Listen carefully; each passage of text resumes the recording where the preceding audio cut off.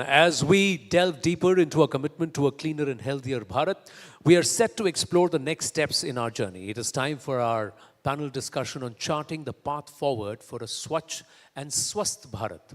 This session aims to outline the future strategies and actions that will drive us towards achieving our goals that we have set in sanitation and public health.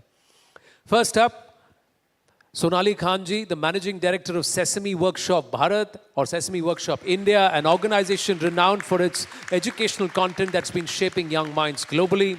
Next, very honored and a pleasure to have right beside me Naina Lal Kidwai, Chair of the India Sanitation Coalition. Naina ji is a respected figure in business and social sectors, known for her leadership in promoting sustainable sanitation practices across the country. Joining us here is Malhar Kalambe, the dynamic founder of Beach Please, an initiative that has mobilized thousands of volunteers for the beach cleanup drives, turning the tide against marine pollution and inspiring a movement towards environmental stewardship. And we have on our panel three-time Grammy Award winner, UN United Nations Goodwill Ambassador, UNICEF celebrity supporter, and a huge advocate of the Sustainable Development Goals.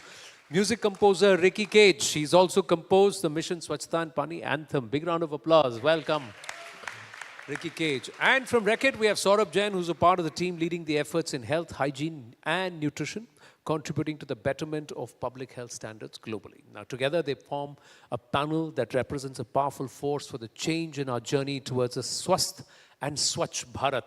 Let's delve into the insights as we look at the way forward. First up, Naina ji. Where have we come from, or in the last 10 years, the journey that we have traversed? How would you rate us on a score of 1 to 10? And then what do we do next? Because we're also shifting the paradigm. First, we needed to be clean. Now we also need to be hygiene. So there's sanitation and hygiene as part of SDG 6. So if you look at the entire sanitation space, we still have a way to go. And I would start by quoting the Minister for Urban Affairs, Shri Hardeep Singh Puri, who at our recent India Sanitation Coalition FICCI National Awards for Sanitation said that we have gone from 2014 at 17% waste recovery to 76% waste recovery. So, which I must say, took me by surprise as well. So, that's the minister quoting a statistic. And the Minister for Drinking Water and Sanitation, which is Minister Shekhawat ji, talking about Grameen, rural experience, talked about how 80% of our villages are now ODF plus, open defecation free plus. So the journey has been, in fact, to my mind, one of those which in a short period of time, in 10 years, we have achieved what, if you had asked me 10 years ago, was not possible. And that is the hope I have, that the journey that we now have ahead of us, and there's a lot left to do, we can now plunge in with all the effort, all the knowledge, all the execution skill set that has happened thus far, where government owns it, the private sector, look at Reckitt's, and now so many others are finally putting their hand up and saying, this is a sexy business. We want to be in the business of keeping India clean. We want to talk about toilets. We want hygiene. We want to talk about plastic waste. And this is the future for us, the public-private partnerships as we go forward. And of course, the role of the citizen, the role of each one of us to, on the one hand, make our government accountable, but on the other hand, to be accountable, to make sure that we do the right thing. You talked about the economics of it, the business. It's profitable. It's good to be in this business. But do you also believe that there is a social engineering also that needs to happen, along with the profitability aspect becoming an incentive or a carrot? Actually, we need both. The fact is that there is profit to be made, but not everybody knows that you can be in the business of sanitation and make money. So the models that we are now putting out for smaller companies to adopt, for individuals, for entrepreneurs to come forward is to say, here is the model which if you can do this, you will make money, you can be a business person in your own right. Or if you have a technology, or if you have an idea, then we offer you the space to come to us with a startup which we can help you move ahead with it. So it's early days. We have still not proven to the world that there is money to be made, but we are very much on the journey of bringing a lot of employment, job opportunities for those that want to step into the area of sanitation as a business, plastic waste recovery as a business, provision of services, keeping toilets clean can be a service. In fact, the toilets today that are maintained for you at the airport are done by a contractor who makes money doing it. It's a for-profit business. So let's look at that. Let's wear the flag of employment and money-making as a plus. The social journey is a different one, and I don't think it takes long to change when you pay people fairly. The problem was that you left the cleaning and sanitation work to, you said it was only for a particular community. You gave the money grudgingly. You didn't pay them fully or a fair wage. You gave them no equipment. You lowered them into manholes to die because you did not take care with equipment. We have, for example, now been pushing a robotics company called Gen Robotics. The equipment costs £1 crore. It's a robot that goes down into the manhole so the individual doesn't have to go down, while training the same individual who went down with that robot to man the robot. So you want to make sure you don't do them out of a job, but you also want to make the process of cleaning and sanitizing one which is humane. Yeah, the moment you make it an enterprise, it becomes for profit, and then people realize the money, then automatically the gear will come. There will be the premium or the pricing that will come into place. But Sonaliji, I want to ask you the art of storytelling, and you're going into schools. How easy or difficult is it to drive the message home? And you know, this social engineering aspect has to come from learning when it becomes a part of our growing habit. How easy or difficult is it? We spoke in the morning that how there's an aversion to use public toilets. But one thing I must say, that today when I went to the toilet here, I wasn't worried because this room was full of folks that were Swachhta champions. So if you see that, like, big congratulations to everyone in the room. And I just used the toilet. It was super clean, dry. So it's like just room full of folks who are walking that walk and talking that talk. And that's possible. So that's the first message I want to say. It doesn't need any engineering. This is something that we can learn in a very easy and simple way. So I think one thing to recognize, at Sesame, we believe catch them young. You can really build good habits when the children are small, and then they can grow into responsible adults. So that is the responsibility of who? The adult, the parent. So I think I want to give one message. Stop cleaning up after your children. Get them to clean themselves. So if you are that responsible parent, don't pull the flush for the child. Teach the child to put the flush down. That is the first critical message that we must give. That if you teach hygienic habits, clean habits, the child will learn. And that's how all of us in this room are learning. So how do we make that a message? Now you're going to give that message to everyone. Yeah, what is that norm you want to create? Now there's a really interesting concept in behavior change called normalizing the norm, right? It's like you want to be with someone. Like when a fashion trend catches up, I mean, I was just told this morning that I'm wearing something that Alia Bhatt just made very fashionable in some place. And I said, oh, wow, I'm like keeping up with them. And I was feeling very pleased with myself. So I didn't feel like NGO because usually Ajrak is worn by NGO folks. And then, you know, with silver and all, we're like so NGO. But I felt, wow, I'm not NGO anymore. I'm like something Alia Bhatt also wears. I'm wearing Ajrak. So that's what creating a norm is all about. How do you make it fashionable? So one-sided, make it financially viable. I would say let's make it fashionable to be hygienic, to want to be the champions of sanitation. It's the coolest thing you could ever do. And that's called normalizing a new norm. So on one breath, we are saying, okay, let's sort out the finance. We just heard Jack say amazing things about if there is a restaurant, if it doesn't have a cool toilet, call it out. So I would say, okay, cool, that's fine. But how can you make it trendy? How can you want something that everybody in this room makes it their ID or their whatever DP, now they call it DP, that I'm a Swachhta champion.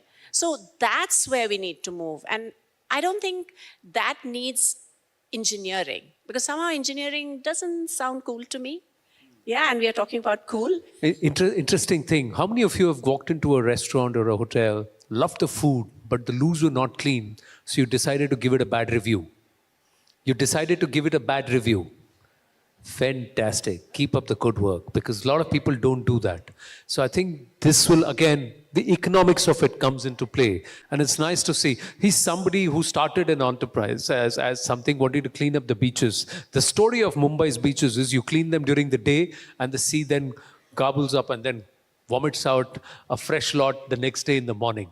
Because it's coming in from somewhere else. The kachra is coming all across the Mithi River, goes into the sea, and the high tide throws it up at our beaches. That's the story, isn't it, Malhar? Has it improved now? It has improved right now, but I think with every high tide, there's more waste that's going to land up on the beaches and the banks of the river. All we need to look at is, segregating our waste at the source and recycling it. Because, a lot of people say that PET bottles are recyclable, they're recyclable.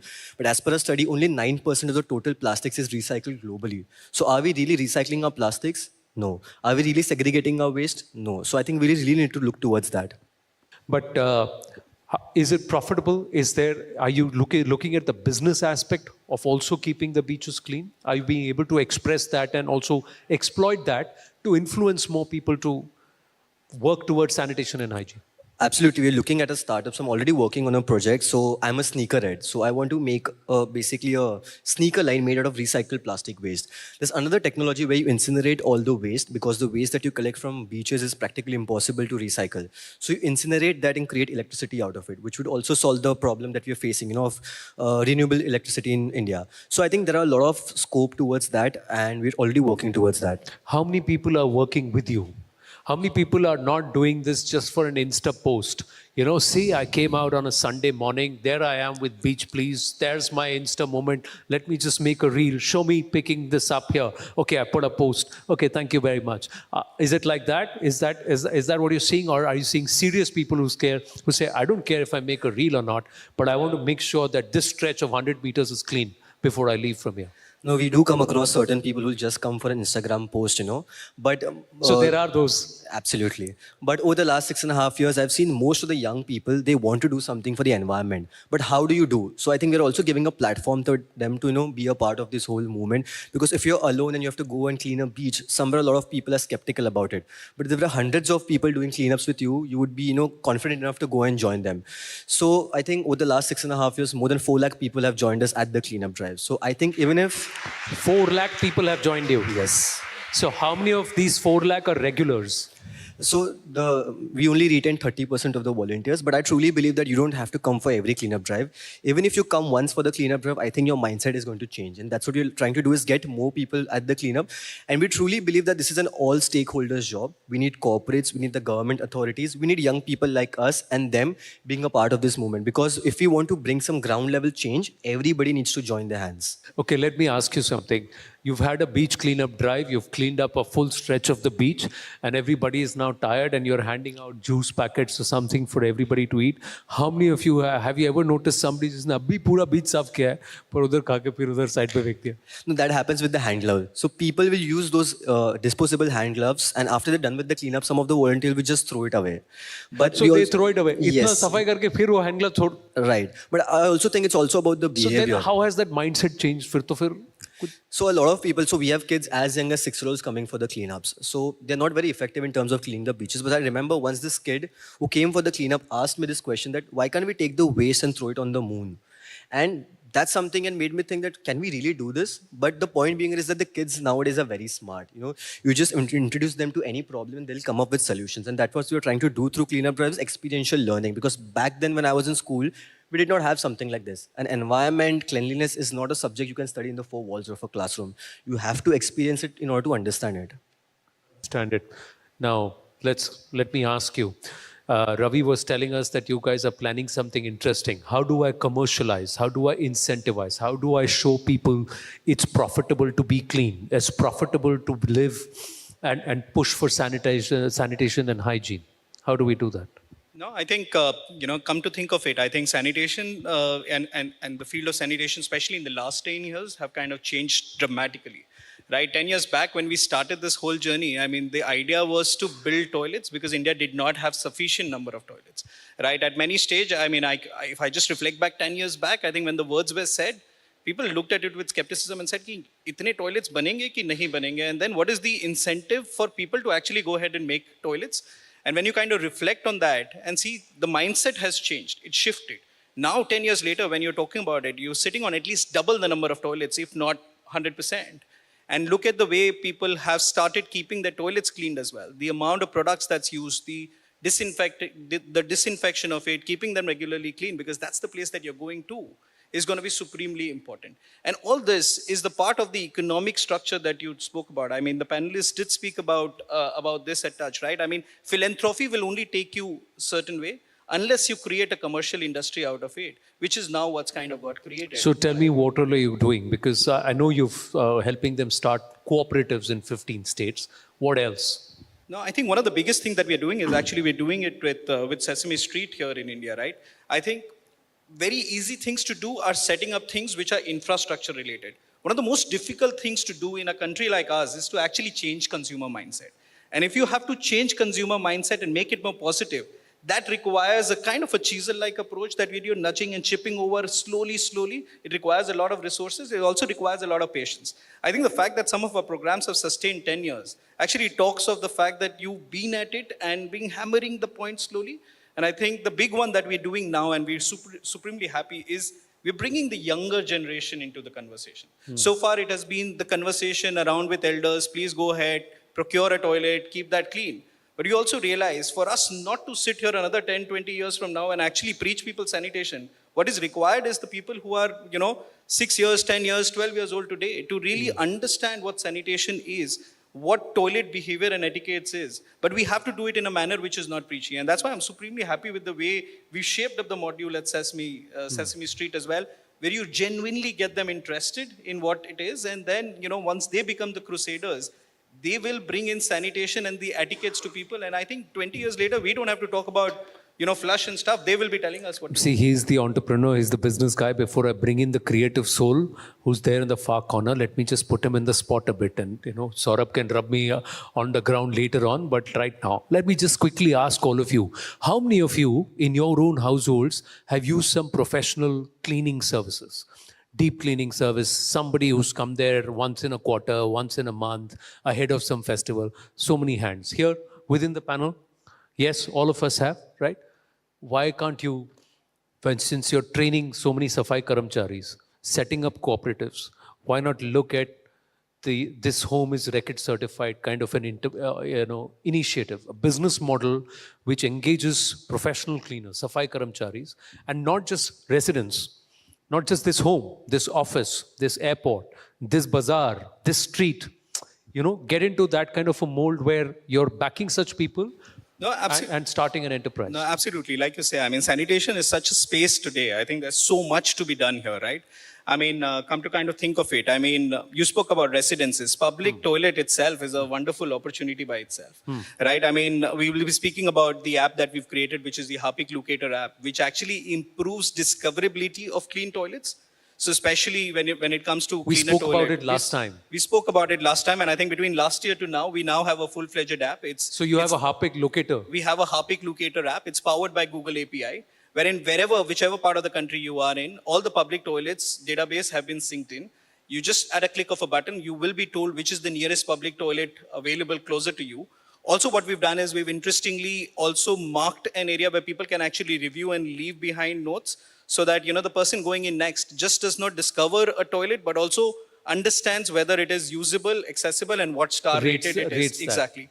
So when you think of that, and then we are sitting on that data mine. To answer your question, I think that's the immediate next step is for us to kind of, what we can do is basically speak to the owners of these toilets and actually bring them on the journey on how to keep their toilets clean. This is information and data available, and what role we can provide, just not with respect to information sharing, but also taking it as a business opportunity. Why is only something that- Punjab? Why not Madhya Pradesh? Why not Uttarakhand? Why not every other? Why not Goa? Every other state and every other place where it says that, the fight against between dhabas is that I've got a cleaner loo, so come to me. We all serve good food, but we've got the cleaner loos. So that's another possibility.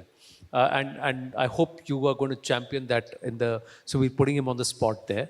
But to the creative person, you've always talked sustainability. You've talked about forests, reserve, trees, rivers. Now you're talking sanitation and Swachhta. Are you practicing it yourself? I do my best to practice it, of course. No, I'm just saying, have you ever called out somebody for not leaving the loo clean for you? Have you ever looked back in the, and said, am I doing a good job, fair job myself? Of course, plenty of times. That always happens to each and every one of us. Similarly, it's happened to me too. But why embrace the cause of sustainability, Ricky? Why do you want, you talk about it across the world with respect to music. You've heard nations which are sinking. You've collaborated with them, musicians from there to create award-winning compositions. What's the response globally to sanitation and hygiene? Now, of course, the Swachh Bharat campaign itself was, I think, the biggest campaign ever to come out of India. It was not only national, but it was international. And I believe that changed a lot of mindsets across India.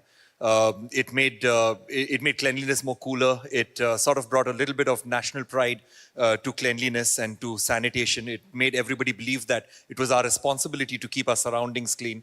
And of course, the messaging needs to carry on through the anthem that also I've created for this mission.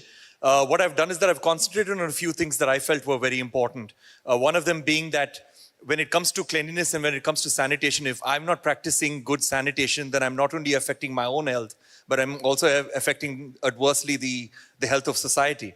And the second thing is that there's also an economic effect, because if if I'm not healthy because of poor sanitation, then basically I cannot have a steady income. And not only that, my hospital bills and my medical bills also rise up. So basically there's an economic effect. And also, India is on its path to becoming a superpower, and that is absolutely not possible if we do not have a healthy nation and if we have a clean nation. And as you mentioned, there's a very, very clear connect between sanitation and the environment and the health of the environment, which cannot be overlooked. And good sanitation obviously means good mental health, and that is pretty obvious. So these are all the thoughts that I put together in this particular anthem, and I directed the anthem towards the youth, because at the end of the day, when it's a good practice, the youth are more ready to accept a good practice, and they probably can shame the older people into action, or they can inspire the older people into action. So that's what the thoughts were behind this. No, so is this also going to send the message to that person who's driving a, 1.5 crore car, or perhaps and then opens the door and then just spits, and then... That's what the Swachh Bharat mission... Or rolls down the window and the rear of that car's window comes down, and there out comes a, potato wafer wrapper or some bottle that's thrown, and then that car zooms away. No, but that's exactly what the Swachh Bharat mission has done. There's so many cleanup drives that have taken place in the last 10 years in India, and where city dwellers and the so-called privileged people, they are not afraid to go down and dirty and actually participate in the cleaning process, as you mentioned. So that has been a huge mindset change, and of course, it's just the beginning. It needs to carry on much more vigorously. Is there a model possible? Can FICCI or bodies work with governments and also with corporates to try and create a fund that encourages those who want to get into the business of sanitation and hygiene? So that's happening even as we speak. So there is a big push to basically help startups My fear is that that tends to go more into the technology side of it rather than the services and provision of it. So we have to keep reminding everyone who's funding it that we need that fund for every level. But where it's been very interesting is currently there's a program which we at the India Sanitation Coalition are doing with the Ministry of Drinking Water Sanitation called the Lighthouse Initiative. And what the ministry came to us with was, we have money that we have given to the states down to the Gram Panchayat. We want companies to come to partner us down at that level, at the state level, at the Gram Panchayat level, to make sure the money gets spent. So the corporates were a little wonderstruck that really you don't want us for the money, and there's a little money required. But the corporates are there now in partnership saying for the communities we serve, the communities around our factories, the communities we want to make sure stay healthy and clean because those workers come to us into our plants. We were working with them anyway, but now with the government's funding, we are ensuring that these are becoming model villages. And I must say the first 10 corporates came a little nervous saying, you know, we're not sure about this partnership with government. We like to do our own thing. But the good news is it has done so well that the next 50 corporates have signed up and we'll be announcing phase 2 now in the next month. So that's the ultimate public-private partnership. Government, in this case, how unusual. Government put out its hand saying, please come and help partner us for implementation. And the corporates have done just that. No, that's fantastic. Quickly, sort of, Harpic is such a powerful brand. We've got Mission Swachhta or Paani here on the News 18 network, but Harpic is a household name for cleanliness. Reckitt stands and takes a lot of pride in all its products when it comes to sanitation and hygiene. I'm asking you, is there a vision? How does Harpic go beyond just the household? How does Harpic, help in this entire metric or rubric of making, empowering people, increasing the dignity of labor, services, and like I said, the business of sanitation? No, absolutely. And like you said on Harpic, I think, first of all, I think we consider ourselves very privileged to have this brand among us, right? This is a brand that actually reaches more than 100 million households in India every year. So that's the power of the brand with the pure reach that it has. I think where we started off the journey is as a commercial brand sitting in consumer household. Where we've taken the journey in the last 10 years is actually to make it a broader sanitation brand. The initiatives that we have, which is with respect to getting people to actually, open up toilets, getting people also, when the toilets got open, not everyone was cleaning them, but really motivating people and really finding the science of the fact as to why you should be cleaning and disinfecting your toilets is quite the journey that we've taken. The journey now with respect to educating the youth and the young generation around toilet etiquettes, making sure that they keep it clean is the big one. And then I think in many ways you touched upon it. we just don't want to remain a household name as well. There is, of course, the whole gamut of public toilets that we can look at as well. Right now we've spoken about discoverability, but we can go the whole hog as well. See, if you want a clean toilet, look at the Harpic app. If you want Safai Karamcharis well-trained, go to the Harpic World Toilet College. If it's a Harpic toilet, it is clean. That's the progression. Are you up for that challenge? Because no, absolutely. And I think one of the ways in which it kind of manifests is look at the work that's kind of happened on the Harpic World Toilet College. I'm tremendously proud to say we now have 15 such colleges in India, right? Which is actually talking even to the marginalized people who've been in the sanitation ladder being left behind. Really working with them to uplift their livelihood is a big part of our commitment that we are fully on to. So there's a big, nice, fantastic business idea that's being seeded here in this conversation, but I'm going to leave this to the more intelligent minds to take that forward.